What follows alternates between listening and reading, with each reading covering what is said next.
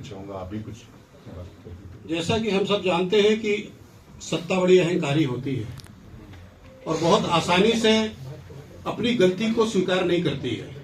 इसमें भी संभव है कि माननीय सुप्रीम कोर्ट के निर्देश के बाद कुछ ऐसा घालमेल कर लें, जैसा मैं सुनने में आ रहा है कि कमेटी में कुछ जनरल कैटेगरी के लोगों को भी बैठा लेंगे, वो भी कर लेंगे और इसको लागू कर देंगे। जैसा मैंने कहा कि इसमें विश्वविद्यालयों का माहौल निश्चित रूप से खराब होगा।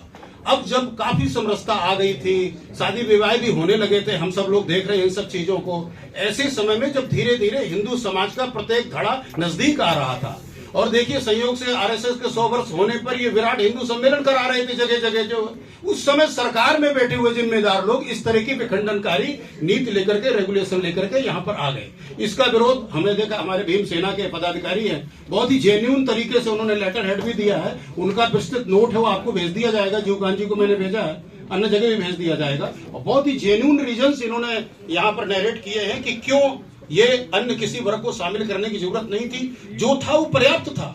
देखिए, अधिकारी अगर प्रशासन ठीक नहीं है, हर कानून अपने आप में पर्याप्त होता है। इसी 1861 की आईपीसी से अंग्रेज यहां शासन करके चले गए, सब कुछ कर लिया उन्होंने, कोई दिक्कत नहीं हुई, और हमने लगातार एडिशनल एक्ट ला के एडिशनल एक्ट आकर के सिर्फ समाज में विखंडन पैदा किया। यदि अच्छे अधिकारी आपके पास होंगे, ईमानदार प्रशासन होगा, नेतृत्व ईमानदार होगा, निष्पक्ष ईमानदार होगा, तो जो हमारे दंड विधान में कानून है वो पर्याप्त है। किसी एडिशनल एक्ट की आवश्यकता नहीं होती है, सिर्फ कुछ एक कैटेगरी को, क्या सबको उत्पीड़न करना है क्या सवर्ण समाज का? अब आप लोगों को प्रश्न हो सकता है कि साहब ये तो भीम सेना भी है और सवर्ण समाज का आंदोलन है। बहुत लोगों को कम जानकारी है, हमारे जितने भी हिंदू हैं वो सब सवर्ण हैं।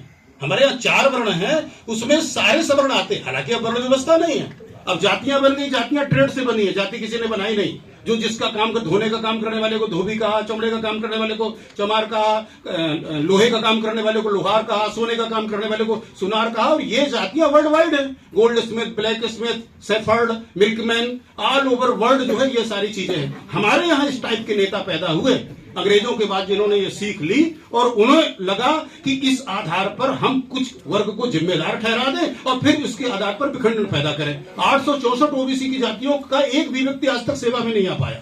मतलब कैसे ये लोग हैं? और हमारे गवई साहब ने जो चीफ जो उन्होंने कहा था कि सब क्रीमी लेयर लाइए शेड्यूल कास्ट में, मतलब इन नीतियों का किसी को कोई फायदा नहीं हो रहा। और जब क्रीमी लेयर की बात आई तो सबसे पहले विरोध रामविलास पासवान की पार्टी को उस नेता ने किया, लड़के ने। बताइए, उसने विरोध किया कि नहीं, क्रीमी लेयर नहीं होनी चाहिए, उसे नौकरी नहीं करनी है। लेकिन वो जानते हैं कि हम जो लोग कुछ बैठ गए हैं खोपड़ी में अपने समाज के हित के नाम पर, हम हमेशा इनको शोषित करते रहे।